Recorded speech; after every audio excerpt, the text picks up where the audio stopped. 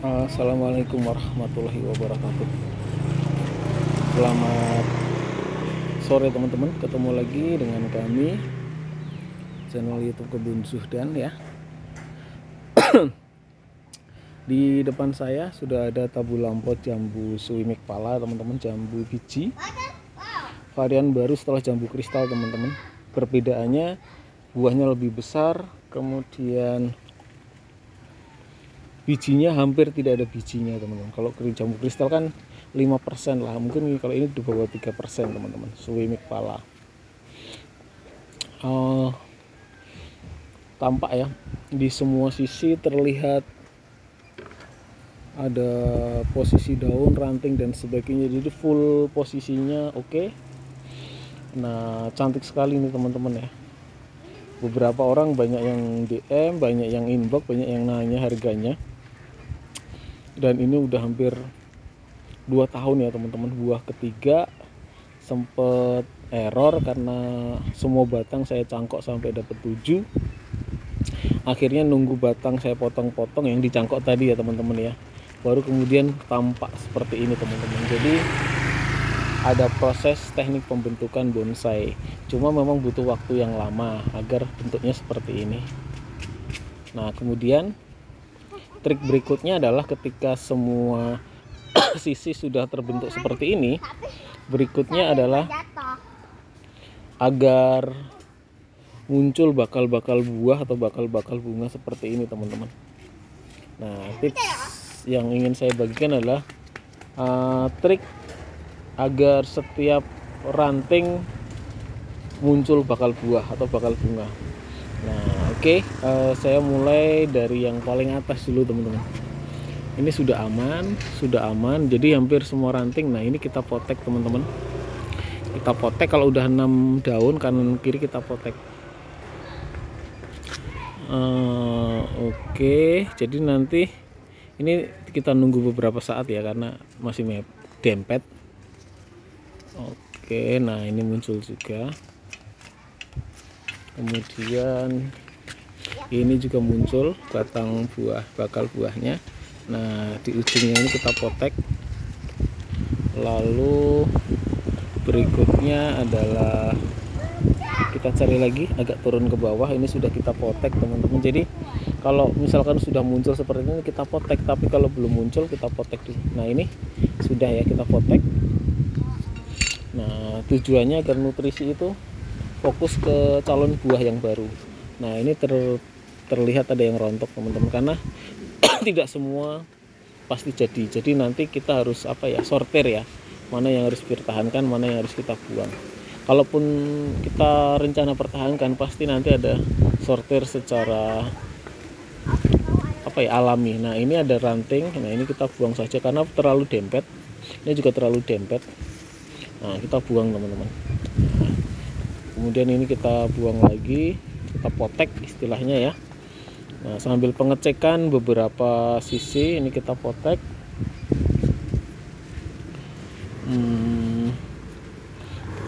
Ini akan muncul bakal bunga, nanti kita tunggu keluar dulu teman-teman.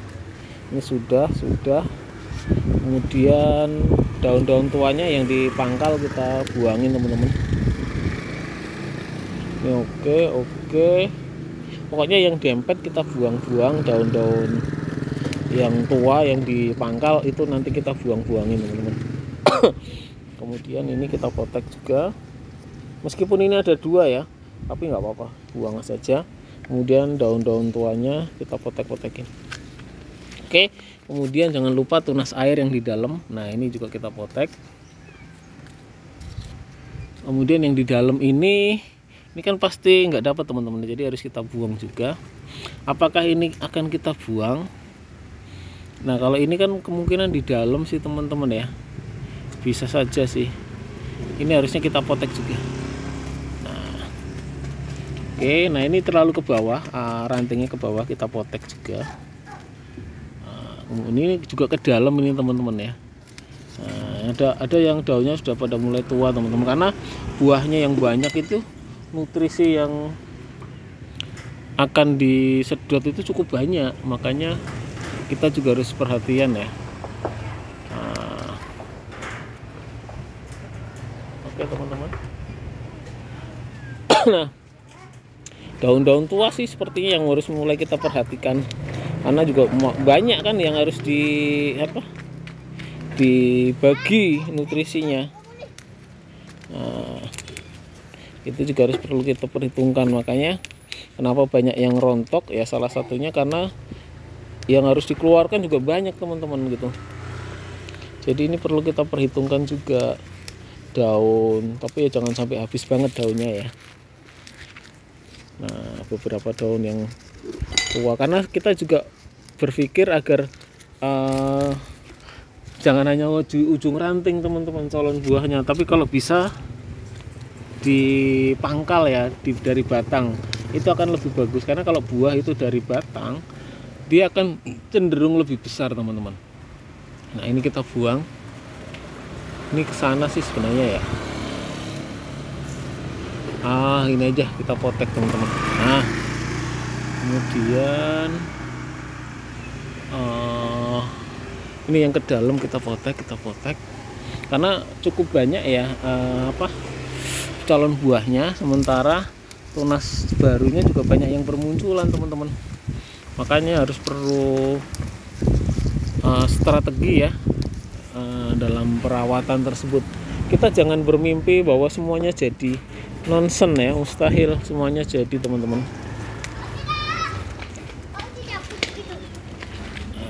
Oke.